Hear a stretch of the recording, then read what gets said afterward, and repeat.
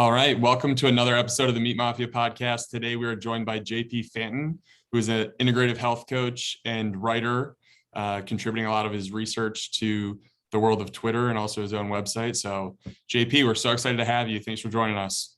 Thank you for having me, guys. I'm really happy to be here. Really excited. Yeah, absolutely. JP, where are you joining us from today? I'm in Marina del Rey, so I'm close to LAX, yeah, beautiful day over here. Perfect. Well, I'm in San Diego, so we will definitely have to try and find some time to link up at some point, maybe for a ribeye or steak or something like that. That'd be awesome. My wife and I were recently down in Encinitas, and so we love it in that general area. So we would love to get together sometime. Absolutely. And before we hit record, we were talking a little bit about your journey, and we're always intrigued by this because with Twitter and social media, you only ever see the finished product of someone, and people see what you're at now, but they don't necessarily know the story that went into making you JP Fanton. So I think just as a starting point, I think we would love to learn a little bit more about your own nutritional journey. I know you said from a weight perspective, you've kind of been both ends on the extreme spectrum and have really settled into this amazing balance for yourself through a low carb ketogenic lifestyle. So yeah, we'd love a little bit more about your story, and we can get right into it. Sure. So my journey with food and nutrition, I think it really began in a big way when I was around 13 years of age. I was diagnosed with an eating disorder, and I basically had lost a tremendous amount of weight. I would think I was about 5'8", and I was right around 100 pounds. And I was starving myself. I was exercising compulsively, and so I needed help. I went to an inpatient treatment facility at UCLA, and they helped me to overcome the eating disorder part of it. I ended up staying for about 6 months, and I left there at about 140 pounds. So, I was no longer in danger of starving to death. But I think a lot of the way that I viewed food probably was not still very healthy. And so, over the next couple of decades, I was not eating very well or paying much mind to my nutrition. And it was seemingly fine for a while until I reached a certain point, at about 30 or so, when all of a sudden I would still be eating the exact same foods, but I was gaining weight. And over time it just kept gaining and gaining, became bigger and bigger. And I went from basically being, on the thin end to being about 100 pounds overweight. And so I just kind of, through being online and just kind of looking around and saying, I'm not happy. I know this isn't good for me. I know it's not sustainable. And I need to do something about it, but I didn't know what to do. And I know that in the past I had experimented with like vegan diets and vegetarian diets, studied those quite extensively, John McDougall, Dean Ornish, and I was never able to really sustain those diets or to feel very well on them. So I started to explore a different type of eating and to see how that would work for me. And almost immediately, I found that a ketogenic, or at least a low-carb, high-fat diet that was animal-based, was not exclusively carnivorous, but it was animal-based, did very well for me. I felt completely satisfied. I felt no cravings. And additionally, at the time, I was living just with my wife, and my wife was not on the same diet as I was on. So she was still, our pantries were still stocked with the same foods that helped me to gain weight and to become overweight. And she wasn't at a point where she was going to change her diet. So I was doing it, but at the same time, there's a lot of temptation around me, and I was very new to the experience. But what I found is that the more I did it and the more I succeeded, the more empowered I felt. And I went from a point where, at first I would be like, we'd go out to dinner with friends and they'd be having pasta or pizza or something that in the past I would really enjoy. And rather than me feeling deprived and saying, wow, this really is horrible, I can't have these foods anymore, how much boring life is going to be because of that. Instead of it, I would think to myself, you know what? I could have any of those things that I want. If I want to right now, I can call the waiter over and order the exact same thing. But I care about myself. I have things that I want to do in this life. And so I'm making the conscious choice to choose different food that's going to nourish my body. And so it flipped the paradigm around for me to where instead of feeling deprived, I felt empowered. And I said, I felt like, wow, this feels good. And then so physically I'm feeling good, mentally I'm feeling better. And just the fact that I was able to sustain it and have been able to sustain it since about 2008 is quite a big deal, because the roller coaster of weight loss and weight regain, the yo-yo dieting is so hard on the body, and it's also hard on your psyche as well. If you succeed and then you fail, and you succeed and fail, it's tough to keep that going. So it was a real blessing in my life, and I don't know that I would be here had I not been able to change things around. JP, that's a really powerful story. I'm curious what you attribute the sustainability aspect of your current diet to. Is it the satiety, or just kind of that overall empowerment feeling that you feel like you have now, and that's giving you the control? The satiety is a big thing for me because I don't think about food a lot. I oftentimes I'll eat because I also know that I need to eat, but I can function very well. I can go 24 hours without eating and not have those hunger pangs. I have a lot of flexibility in how I eat. And nowadays, what I find also is great about this particular diet is that it's a very simple diet if you want it to be. And so I don't need to, I know in helping to create menus for clients or even picking food for like family events, it could be a struggle to try to figure out the foods that everybody's going to enjoy, and that, okay, well, my sister's avoiding this food and my parents are avoiding this food, and we got some vegans and we got some carnivores. How do you make it work for everybody? But for me, I can just get, any piece of meat, and I can just cook it. I could have a couple eggs with it. If I want, I could have a little bit of avocado. It's so simple. I can just make a very quick selection that I know is going to be nourishing. It's going to be satisfying. And then I don't have to think about it too much. And I think that's, for me, that was part of the goal. It's like, I want to be able to enjoy food, but I don't want it to have to be a priority in my life in terms of planning everything out and weighing things. And I don't have to do that on this diet. I know what works. If I keep doing it, it's likely to continue working. So it's a kind of a big relief in a way. It's like, it's one less thing to think about and worry about. And the proof that it's working is how I feel. And when I go into to have my labs done, and all these other objective metrics tell me that it seems to be doing well for me.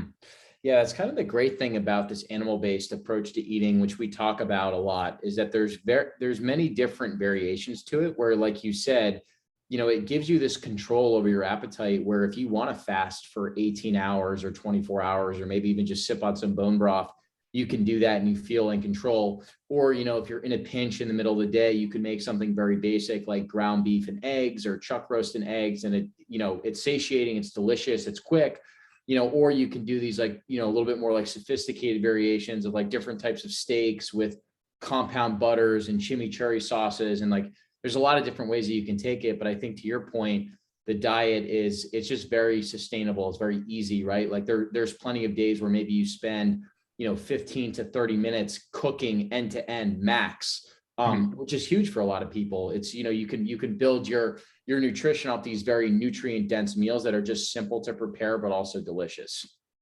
Agree 100%. And I don't know about you guys, but for me, sometimes it's almost like a clutter in a room. It's like, if you sometimes have like a tremendous number of choices, or you just have all these different options. If you open up your fridge and you see like there's 100 different items, it takes effort. You have to think about, well, what am I going to do? Or what do I want? Because I have all these choices. But sometimes if you just have a more limited number of choices, then it's liberating. It's just kind of like, yeah, okay, I can do this or I can do this. So I'm going to do option A or option B, but I don't have the whole alphabet to choose from. And I think that's also, it's ancestrally, it's more consistent with our history as a people. It's like, supermarkets are a modern invention. We don't, hunter-gatherers in the past, they would have certain game that were in their general vicinity. They didn't have a tremendous number of options. They would hunt for what they can get. They would eat what they could eat when they had food, and then they would gather some. But sometimes there would be long stretches of time when they wouldn't. They would be unsuccessful hunting, or there would be a drought or some other environmental influence that doesn't allow them to have food all the time. So I think it's perfectly natural, even more natural than the way most people live, to fast occasionally, to eat foods on a consistent basis, similar foods on a consistent basis. And I think also the interesting thing that I've noticed, and I've noticed this very consistently, is when I'm working with a client and I say, look, I think you would benefit from adopting a more restrictive diet just to see if it helps you to feel better. Yeah. And then initially, oftentimes the mindset is, well, then I can't have certain foods. I can't have grains, or I can't have certain refined foods. And so initially the thought is, wow, that's going to be so hard to do. But then when I ask them before we start a program like that, I'll say, you know what, I'd like you to do a food diary for me for a couple weeks. Just write down a general description of what you're eating at each meal. And it's very rare that I find that people have very varied diets. It's like most of the time they're eating from like a dozen different foods and rotating them. And it's not that diverse. It's like they're foods that they obviously like, or they're easy to prepare, and they're having them on a regular basis. So all I'm saying to them is saying, you're not doing anything that different. You're just switching the types of foods that you're eating. But there's a lot, you can have as much variety as you want, but you can also keep it as simple as you'd like. And that's up to the individual. Some people cannot eat the same foods over and over again. I can do that. That's one of my superpowers. I can do the same thing consistently, very frequently, and not feel deprived or feel like restricted by it.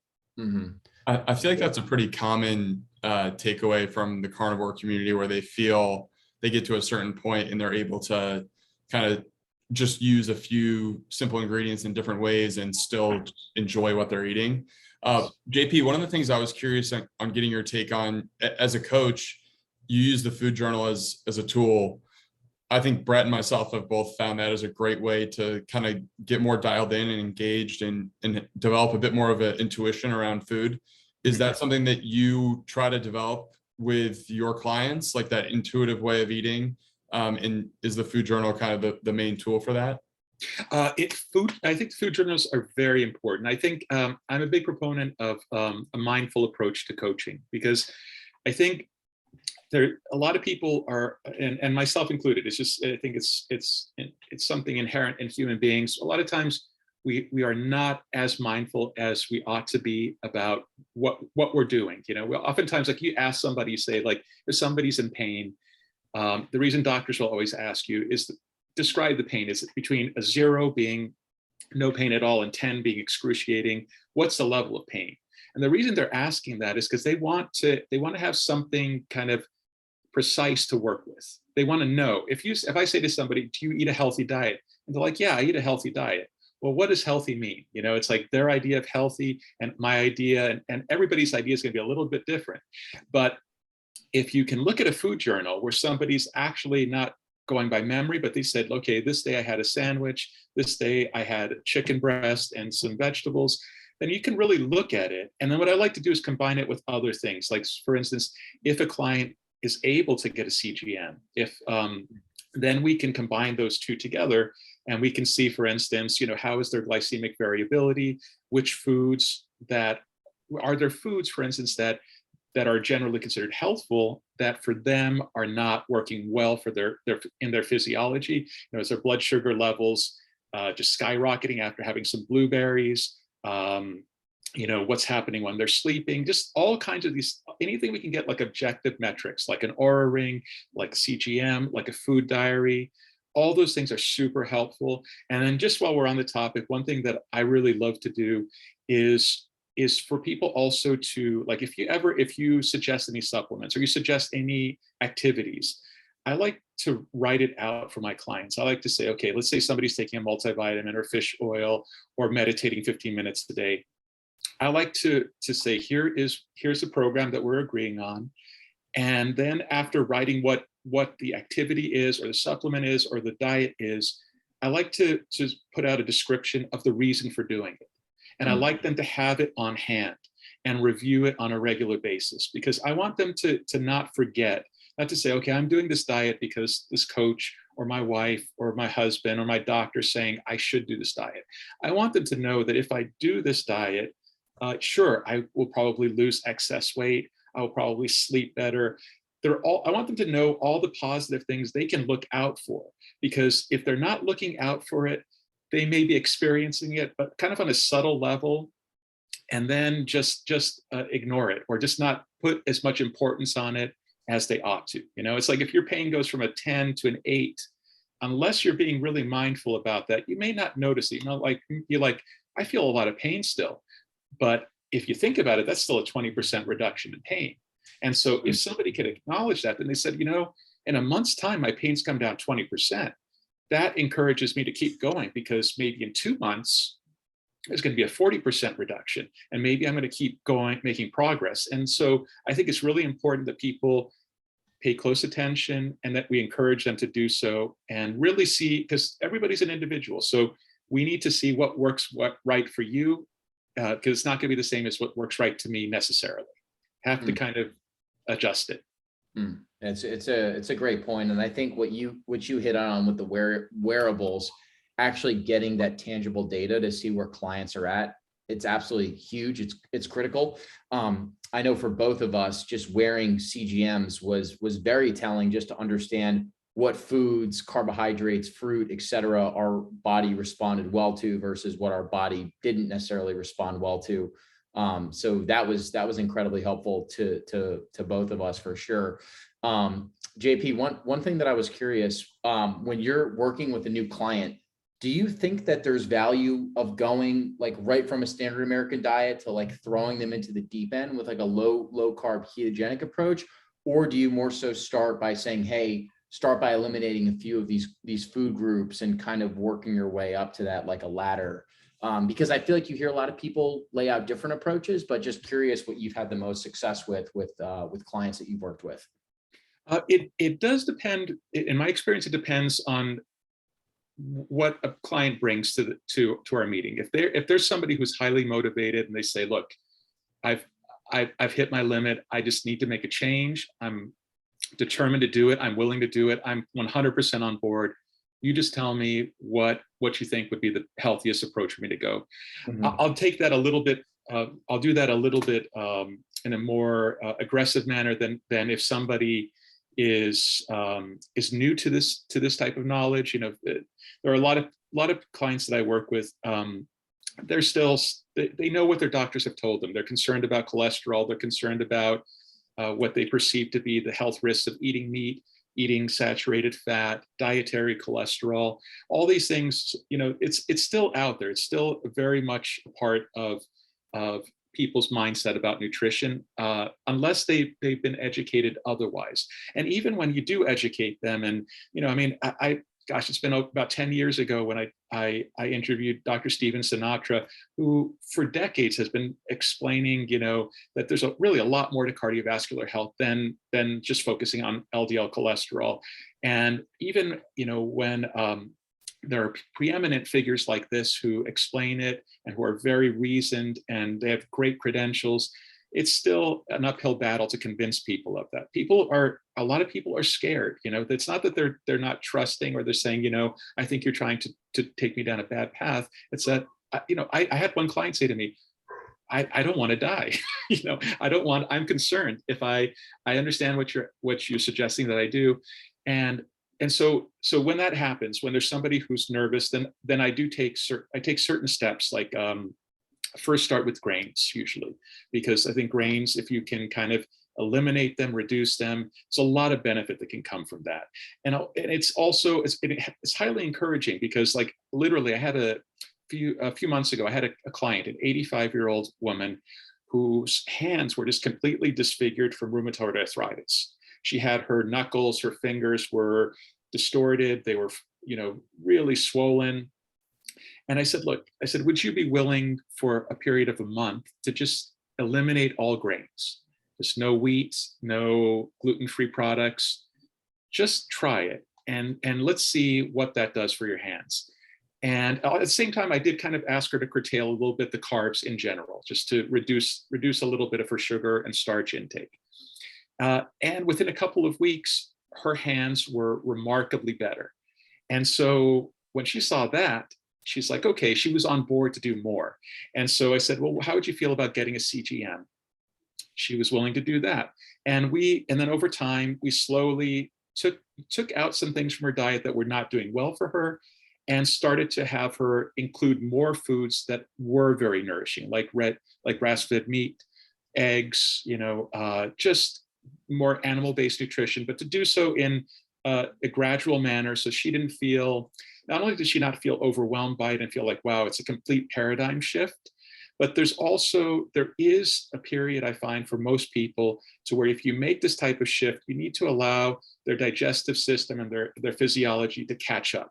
It's we can't stop on it. Our bodies don't stop on a dime. If you or I or any of us here, if we were to all of a sudden say, okay, we're going to start adding 40 grams of psyllium fiber to our daily routine, we're going to have some issues. But if we decided that that was something that was important to us and there was a good reason to do it, if we slowly titrated the dosage up over time, we would be able to adjust much better. It's not to say that that would be advisable, but it's an illustration of why when somebody transitions from a standard American diet to a carnivore diet, or from a vegetarian diet to a carnivore diet, or vice versa, it's a big shift in a lot of the elements of the diet, and our body takes some time to adjust to it. Our microbiome needs to adjust.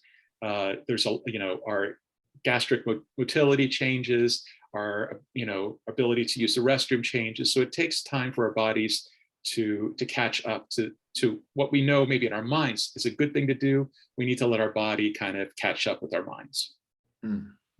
JP, could you dig into the no grains piece, just maybe at its simplest form, why that's like one of the first things that you would recommend? Yes, the grains basically, first of all, they're relatively modern advent for the human diet. They're not something that traditionally has been a part of the human diet. They've been, the term survival food makes a lot of sense. They were used in places where there was a necessity for them. And today, also, most of the grains that we find in available to us today are hybridized. They're oftentimes heavily affected by glyphosate and other pesticides, insecticides, genetically modified. So a lot of mycotoxins in grains in general. And they tend to be very irritating to the intestinal tract. So I think one of the best things about we can do with a diet, whichever diet we end up with, is to help to take some of the stress away from our GI tract, allow for our intestinal barrier to become stronger, so that components that are supposed to remain in the intestinal tract, they're digested, they're processed through, we absorb the nutrients, but there isn't a lot of these elements that are supposed to stay in the GI tract that make their way into our bloodstream, which then causes inflammation and all kinds of issues in the body, autoimmune conditions and the like. So I think grains are basically this, it's a very low, it's very high risk benefit ratio. They're not very nutritious. There's a lot of anti-nutrients in grains. They're irritating. They're not ancestrally a part of the human diet until the relatively modern age. They need to be processed in a lot of ways to even make them edible or digestible, which is not really being done in the way that they're being processed nowadays. I just think also they're just a waste. They're a waste of food. If you're going to eat something, if you're going to do something, whether it's work out or invest your time in something, you want to make the best investment you can. And grains are a very poor nutritional investment, in my opinion. Yeah, very, very well said. JP, how important is optimizing gut health with the clients that you work with? I think it's enormously beneficial, and I think it's the future of medicine. It really is. If you search on PubMed and you look under things like microbiome, probiotic, symbiotic, intestinal permeability, dysbiosis, endotoxemia, the number of hits you get is growing exponentially, and it's not the reason it's gonna boom, and it's not like, I'm not claiming to be Nostradamus or anything, some great prognosticator, but the reason it's going to affect everything is because the pharmaceutical industry, even the conventional allopathic medical industry, they're realizing the microbiome and the gut play a big part in the treatments that they provide as well. Every medicine you take, literally every medicine you take, every supplement you take, every food you eat, even the things you're exposed to, pollution, mold, anything that you're exposed to is affected by these microorganisms that are a big part of our bodies. Even though we can't see them, we can't necessarily feel them, in a direct manner, they affect it all. They affect how things are metabolized. They affect how things are detoxified. They affect the way we think, feel, and also the health of just about every organ in the body. I'm not aware of literally any organ in the body, any system in the body that isn't profoundly affected by what goes on in our gut, and the ramifications of that. It's not. I don't even think it's hyperbolic in any way. I know that we don't necessarily always have at this point, the tools to say, okay, well, this is the case, so we have the solution. We don't necessarily have all the solutions, and there's a lot more to be learned. But that's generally the trend it's going. And I would be very surprised if that doesn't turn out to be more the case as the future goes on, as we learn more about the importance of gut health. And it's also, the other nice thing about gut health is that it's something that your clients and my clients and anybody can do on their own to some extent. There are things you can do to improve your gut health that you almost need to do on your own, because most conventional doctors really don't know a lot about it. And so if you were to go into a standard MD or DO, you say, I want to improve my gut health, they're going to tell you basically, well, maybe, adopt a Mediterranean diet or try to eat less processed foods. But that's pretty much the extent of it. Or maybe eat more fiber, things of that sort. But they're not going to be able to tell you, that there are foods that can really affect the integrity of your intestinal barrier, that there is such a thing as dysbiosis, and certain foods and certain beverages will lead to the overabundance of certain bacteria and certain fungi, and some will decrease it. They're just not equipped for it, and they're not going to get into it. So it's something that can be, in a way, can be empowering if we can help to instruct and share information with our clients, and they can apply these different practices in their life, and they can oftentimes feel a big difference. Yeah. So it's huge, I think. JP, I know that you mentioned cutting out refined grains and carbohydrates is huge for a lot of people to help get their gut health under control. Are there any other recommendations that you'd have in regards to improvement of gut health?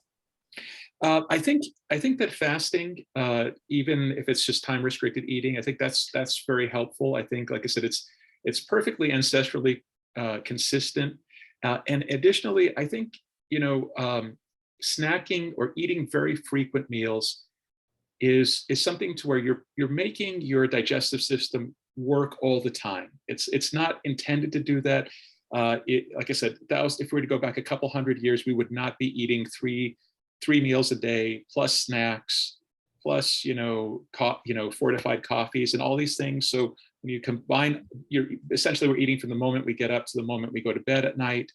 We're always demanding something of our digestive system. We're not giving it a chance to rest. So much like if we were to work out, if you get in a good workout, and then you give yourself a day or some time to rest and recover, and then you resume doing the workout at another time, that's probably going to be much more effective than to work out several times every single day and just thinking, well, I'm going to work harder, and so I'm going to get better results. You kind of need to you need rest as well as the work part of it. And you need to rest your gut as well. And so if you do things like you do broths, or you do a water fast, or you just say, okay, after 7 o'clock at night, I'm not going to have anything until I eat in the morning. That allows for repair to go on, and it helps to reduce inflammation. And so, in an extreme example, what you find is for people who have really, really dysbiotic conditions, they will, one thing that they found to be quite effective, and they even use this in conventional medicine, is an elemental diet. Which is, essentially it's kind of like a kind of protein shake, like a meal replacement, but it's very low residue. So there's no fiber in it. There's no bulk. It's like it mixes very thin. You drink it, you sip on it a couple times a day. It provides you with protein, fat. Most of them have some carbs and some nutrients, but it's all absorbed high up in your digestive tract. So it doesn't require the digestion further down to take part in the process. You absorb all the nutrients very easily, but you don't pass anything through you essentially. It's not like you're having a meal, and so you hardly go to the bathroom, and your gut has a time to rest and heal. And then additionally, what happens when you do something like that is that a lot of those microorganisms that require a constant influx of food to sustain them, it's like, all these bacteria and fungi, if you deprive them of carbohydrates, or if you deprive them of other sources of fuel, then their numbers diminish. And so if you have an overgrowth, you have something like SIBO or SIFO, and you go on a carnivore diet, or you go on an elemental diet, all of a sudden you're removing the fuel that's kind of that keeps their fire burning. And so that's one of the big values of it. One of the super simple thing you can do is just time restrict, eat, do intermittent fasting. The beauty of it is it saves money. Most people who need to lose weight, it helps them to lose weight, improves insulin sensitivity, and there are a lot of benefits to doing it. JP, how often are gut issues related to some brain issues that people are having, whether it's brain fog, fatigue, mental clarity types of things? Is that something that you see that your patients come to you with often? Yes. I don't know a percentage. I can't give you a percentage because there are so many confounding factors, but I will tell you this. Literally in the last couple of days, I posted a few studies on this very topic.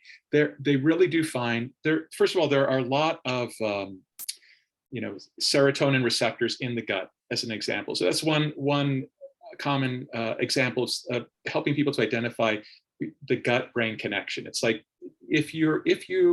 what they find is that people who have psychotic issues, as an example, if they're schizophrenics or bipolar disorder, major depressive disorder, when they start to investigate their microbiome, they generally find differences between people with these conditions and healthy controls. And again, they don't necessarily always know how to manipulate the population of microorganisms, but that's what they're trying to figure out. And they're trying to figure out, what can we do? Because we notice that people with schizophrenia have an overabundance of these bacteria, and people who don't have it have much less, and they have higher levels of other bacteria. So how can we manipulate their guts through their diet, through probiotics or prebiotics, to make it more normal? And when you do that, it pretty consistently improves psychological conditions. Anxiety, depression, brain fog is a very big one. Fatigue, even things like fibromyalgia, chronic fatigue syndrome, insomnia. All of these things, they tend to respond to some extent to an improvement in gut health. And it could also just be something as simple as this: if your intestinal permeability is not what it ought to be, and you have undigested particles of food or peptides that are making their way into your bloodstream, your body basically responds to that as though it's an invader, it's a virus, it's an infection, something toxic that shouldn't be there. And so your body tries to do the right thing. It tries to address those things, attack those things. It increases inflammation, and pretty much what they're finding very consistently is that people who have issues with how their brain functions tend to have a degree of neuro-inflammation. There are measures of inflammation in the brain, and even systemically, that tend to be higher than the normal range. And when you improve gut health, it's very common to find a bunch of inflammatory markers decrease, as well as symptomatic improvements as well. Mm-hmm. JP, for yourself, do you incorporate any type of fruit, vegetable, carbohydrate? I do. I don't have a specific pattern, but I will have things like avocados. I will have things like berries. I will have, I'm more comfortable with fruits in general, because I do think that they I tend to tolerate them better. I think they're also more ancestrally appropriate foods than a lot of vegetables, especially modern vegetables that are relatively new to the human experience. I do minimize fruit just because the fruit that we have available for us today tends to be much higher in sugar than the fruit we would have available to us, say, even 50 years ago or 100 years ago. There's a fantastic piece that Kevin Stock wrote about this, where he was showing images of fruits, common fruits from about 100 years ago, from the late 19th century. And you look at the fruits, you look at the bananas, the apples, the citrus, and it's like they look very dissimilar from the current versions of these fruits, because the fruits have been hybridized and they've been kind of grown in such a manner to where they're more resistant to insects, they're sweeter, they last longer, they don't rot as easily. And so they were manipulated in a way to make them more palatable and to make them more sellable, but they're very different than what our previous generations of ancestors were consuming. So, even when they say like hunter-gatherers hundreds of years ago would eat, some plant foods, it's all true, but they're very different plant foods than the foods that people are thinking of today. And I have a friend who's a doctor in India who's a low carb physician there, and even he points out, he says, in India, a vegetarian diet is very commonplace. But if you look at the preponderance of the composition of that diet, a lot of the foods come from grains. He says, and people are thinking about vegetarian, you're thinking fruits, vegetables, but in reality, there's a lot of other things that make up that diet that are not even as nutritious as fruits and vegetables, but are technically lumped into the vegetarian camp. Like grains, like potato chips, like popcorn, like soda or fruit juice. Those are all things that that I think are probably not very healthful things to consume. JP, you mentioned you had experimented with a number of these different diets, which I think a lot of people will probably share a similar story. What can you speak to about what the benefits or kind of what you would be missing between an more animal-based diet versus standard American diet or like a vegetarian diet? Is there anything that the meat-based diet offers in more abundance that makes it superior, or just kind of that, as we were talking about earlier, more sustainable? I mean, certainly from a nutritional standpoint, meat is by far king as far as nutrition. I mean, you have to look at, a lot of times when you'll see a nutritionist compare, say, look, well, if you look at meat and you look at some vegetable, like a beans, pick a legume, and they're like, look, if you look, it has as much per serving, as much protein as a serving of meat. But you have to look at the serving size, and you have to look at the biological availability of the nutrients in the food. When you have meat or you have animal products, there are virtually no anti-nutrients in there. There's no phytic acid. There aren't lectins. There aren't oxalates. There's nothing in there. Like if you do as an experiment with the client, you say, look, I want you to for several days just eat nothing but animal-based foods. And then you ask them, what changes have you seen? And one of the things they're going to tell you is like, when I go to the bathroom, it's like I hardly go to the bathroom anymore. I'm talking, pooping, and it's like they're like, what the hell's happening? I'm eating like this big steak, and I'm eating like these bunch of eggs, and I'm having all this food and chicken and fish, but it's like I go so infrequently and so little, and I'm like, well, it's because your body is utilizing what you're eating. There's very little waste that's going out. It's when you go to the bathroom, it's what your body doesn't need. So you're deriving a lot of nutrition from that. When you're eating a lot of fiber-rich foods and plant-based foods, what's coming out of you, it's not impressive. It's like you're having to eat a lot to try to get in a much lesser amount of animal-based food. And that's the reality. In terms of sustainability, I do think if you mean like from an environmental standpoint, I think regenerative agriculture, from my point of view, there's nothing that comes close to it in terms of if we want to improve our environment, if we want to allow for our topsoil to heal over time, if we want to be able to have food for generations to come, that's the best shot we've got. And it doesn't mean that there shouldn't be plant-based crops. I think we need both. We need to have plants being grown. We need to have animals on the same land. We need to rotate those crops. Mono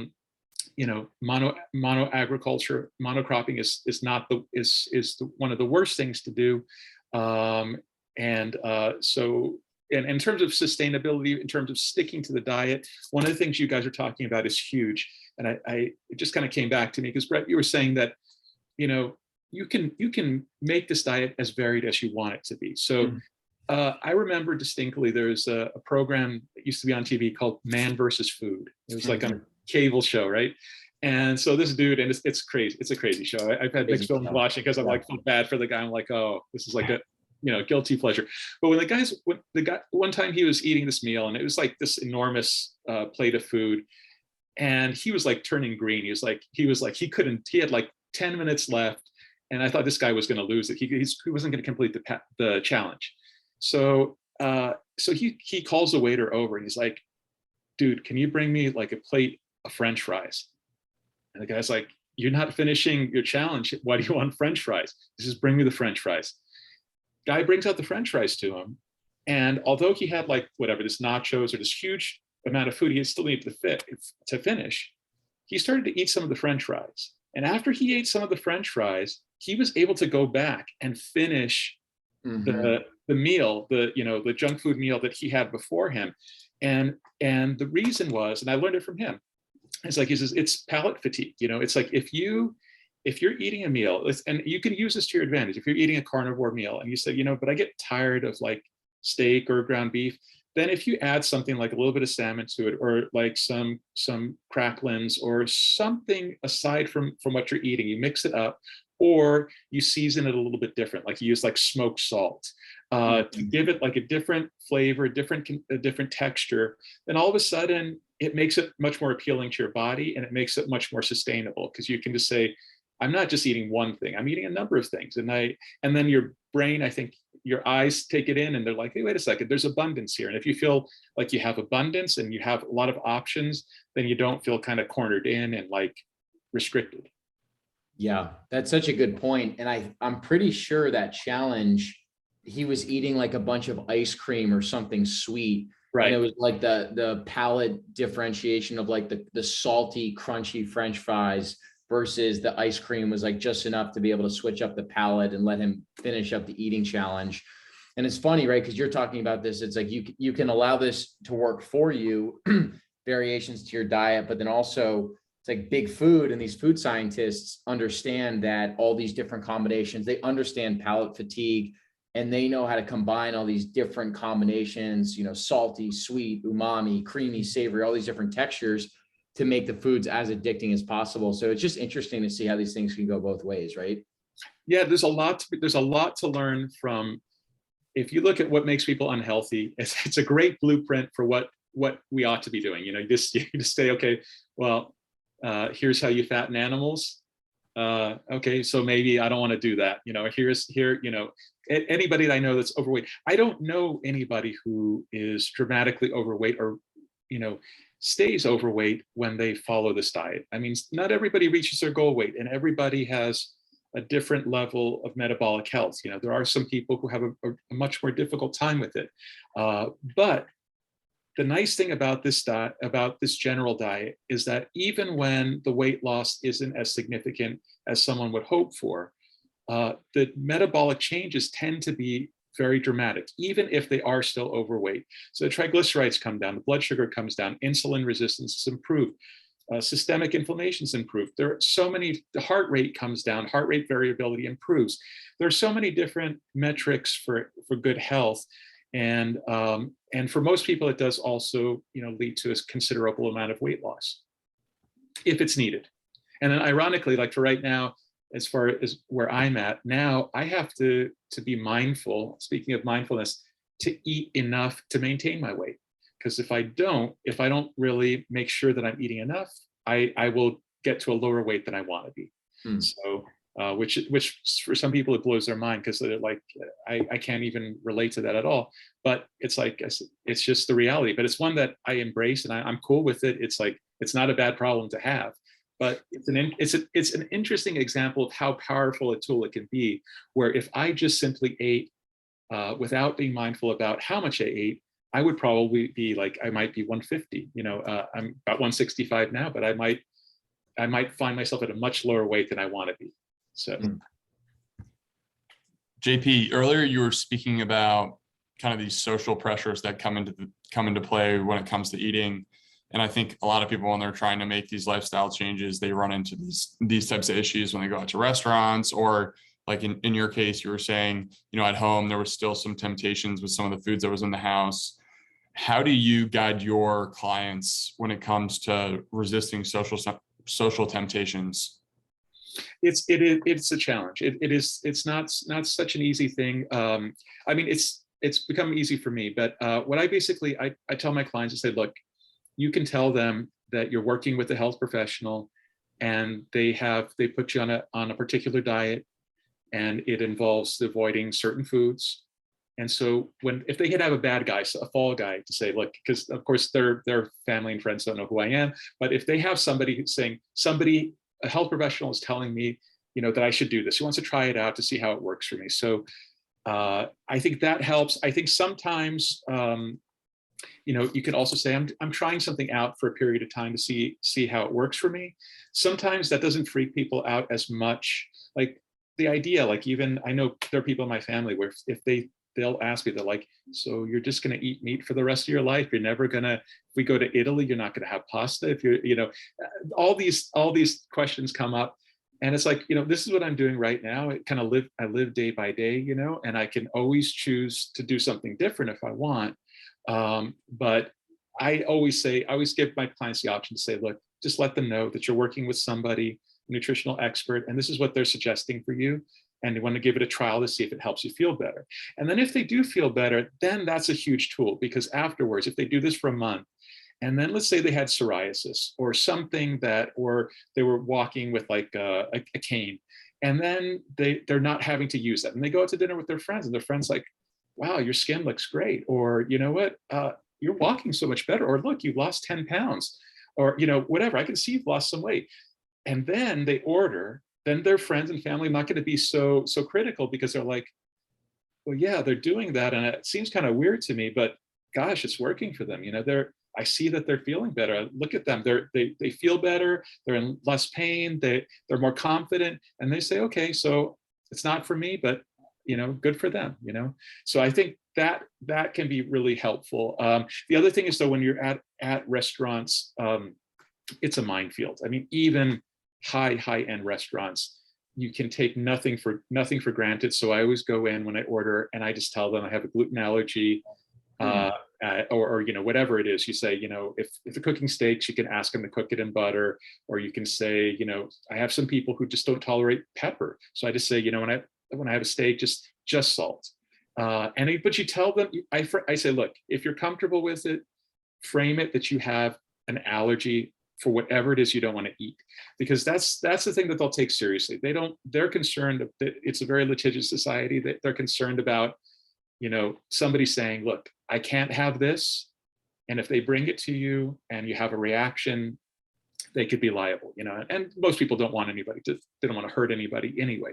So if you go in there and you say, look, I have an allergy, or my doctor has instructed me to avoid this food, can you make it that way? They tend to be accommodating, but that's really, I think, the safest approach. But it is something that not everyone's comfortable with, because it kind of can be a bit of unless you find the right way to word it, it can be a little bit of like a white lie. But it's essentially, I don't know how to get around it otherwise, especially for clients that go out, that I have people who travel a lot for work, and it's like they eat most of their meals on the road. So you need something to kind of to help make it practical. JP, one of the things that you mentioned earlier was making sure that you're eating enough to maintain the ideal body weight that you're looking for. Do you think about that in terms of like daily grams of protein, quantity of meat, or overall food? I would love for you to unpack that a little bit, if you don't mind. Sure. I never did well with counting calories or measuring. And I think it has a place, and it's not something that I disapprove of. It just doesn't mesh well with my personality. I find it to be kind of a stressful thing. And then I find that food needs to be, I like to get the general concepts down for food and nutrition. And then I don't like to have to scrutinize it too much, because then I feel like it tends to add an element of stress, or it takes away some of the enjoyment from it. So as an example, I just try to get an idea about, okay, I buy steaks or let's say ground beef, for a pound of ground beef. Say I get it from Butcher Box, or I get it from another source, and I'll take a look at the nutritional stats on it. And let's say it's 1,060 calories for a pound of 80/20 ground beef. Then I know that that's in there. And I know if I cook it, say, in an ounce or two of suet, I can kind of get a general idea about the number of calories in that. And then let's say if I need more calories, certain foods that I go to, like if I make homemade ice cream, when I first make it, I try to get a general idea about how many calories, what's the nutrition in it. And then once I have that down, I don't reflect on it that much anymore. I just know if I have a pint of a homemade ice cream, that's going to be about 1,000 calories. Or if I have a pint of Mammoth frozen custard, that's going to be approximately 1,000 calories. And if I have a pound of meat and I cook it in some kind of fat, which I always do, you figure I'm getting about 1,300 calories. So I can kind of factor that in. And I find that if I do about 3,000 calories, give or take, I can keep my weight stable. If I lose a little weight, then I need to do a little more to pack it back on. But I just try to eyeball it, basically, to give you an idea. I just try to first get a general idea about what is the nutrition in a food, and then afterwards I do the numbers in my head. I don't really write it down or food journal about it. JP, are you thinking about mineral balancing at all, or supplementation when clients come in? I mean, my approach is a little bit different in supplements than a lot of people in the space. I don't have any problem, for the most part, with people adopting an animal-based diet that can be very, very good and very nutritious, and on top of it, taking a multivitamin just as an insurance policy. I don't have a problem with that. I think certain minerals are very difficult to get from the modern food supply. I mean, there's ways of getting it. Like, let's take magnesium. I mean, if you have Gerolsteiner on a daily basis, on a regular basis, that's a great way to get magnesium.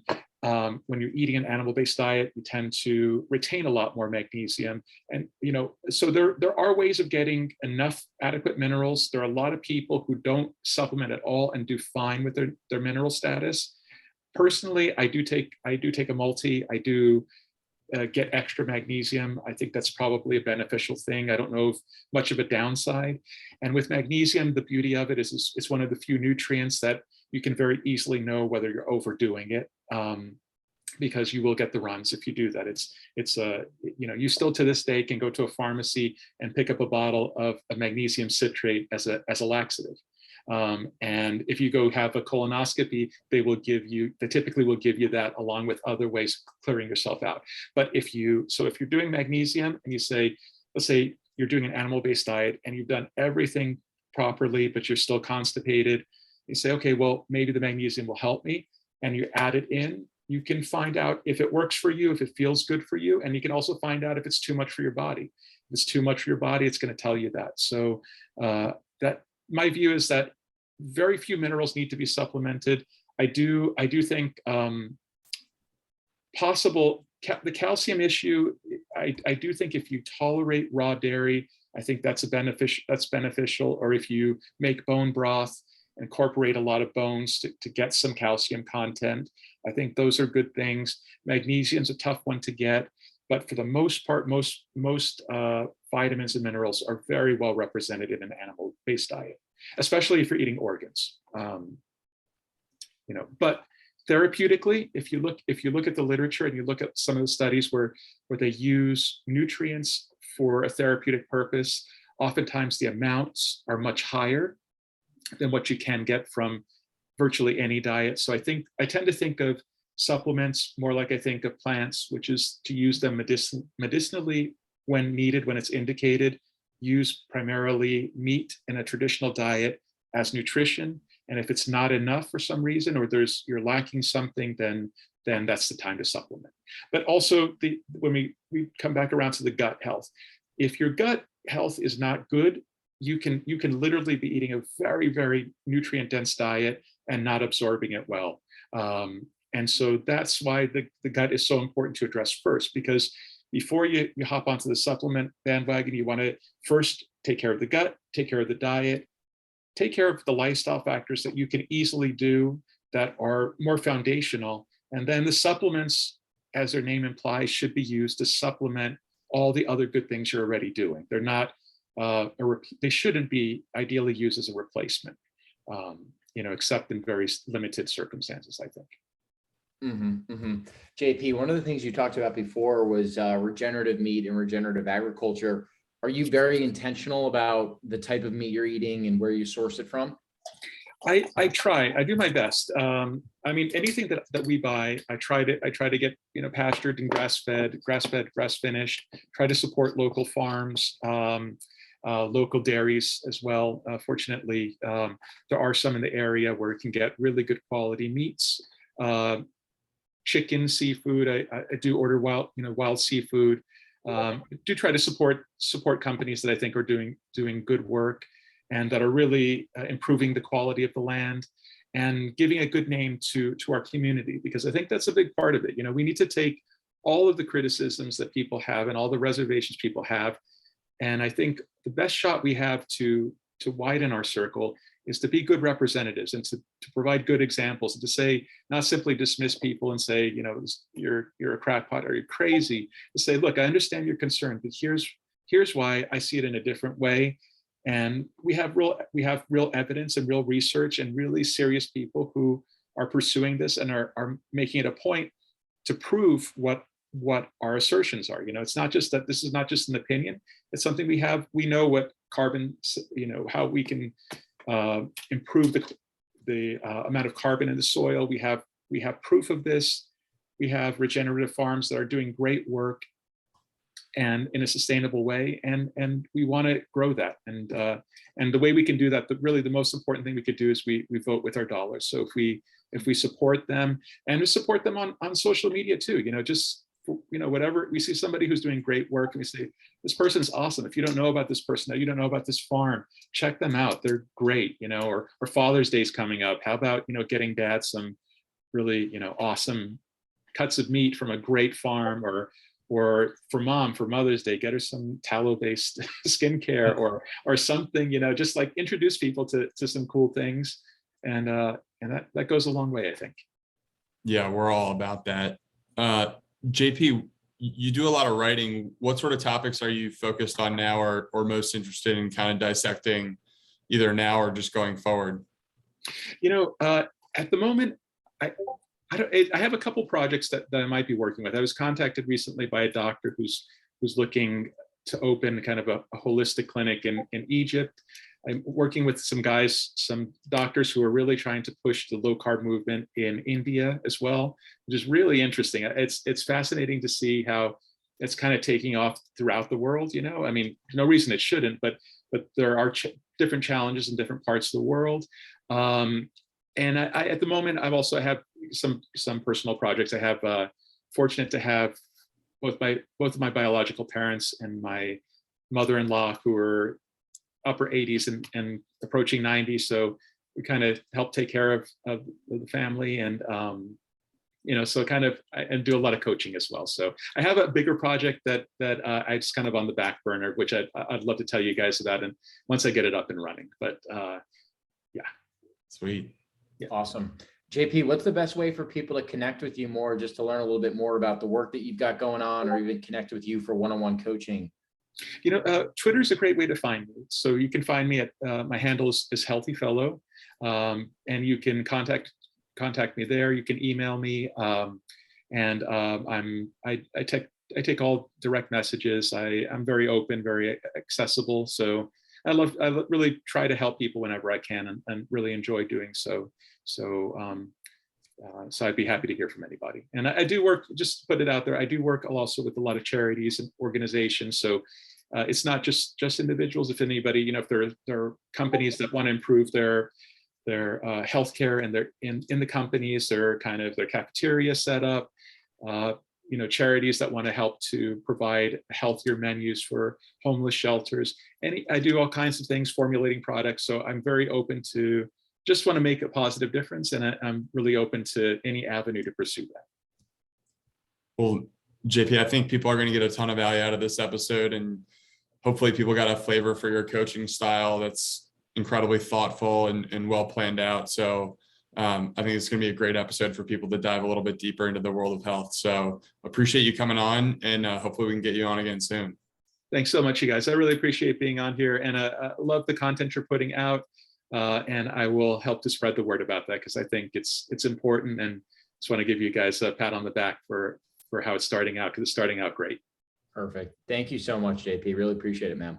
Thank you, guys. Have a good weekend. You too. Bye-bye.